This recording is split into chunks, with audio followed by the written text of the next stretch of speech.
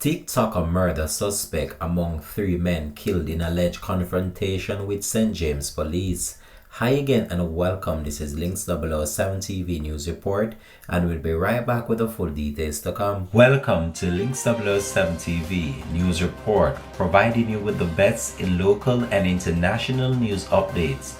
This is a place where you can get the most reliable and informative news information. Links 007 TV News Report.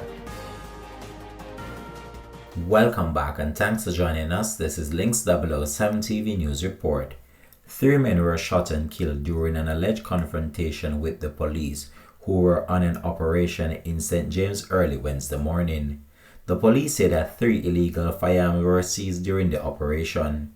Reports are that at around 5:45 a.m., the police went to premises in Orange District armed with a warrant in search of a man. Upon their entry to the premises, the police were reportedly greeted with gunfire from 3 men, including the subject of the search. The subject of the search was said to be the prime suspect in the shooting death of Marlon Samuels, the popular TikTok star also known as 41 Bossed, who was shot and killed last week Friday night, just hours before he celebrated his birthday. After the firefight which ensued, the 3 men, including the subject of the search, were found suffering from what appears to be gunshot wounds.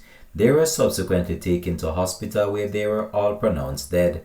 The Independent Commission of Investigation has commenced a probe into the incident. Since the shooting death of popular social media star 41 Bosshead, the police have stepped up their operations in the area in search of the persons responsible for his killing and also to prevent any reprisals. Those killed, the police have not yet released their identities. However, Links 007 TV will continue to track this story and have more details to come on this in a subsequent newscast. This has been Links 007 TV News Report. Thanks for watching.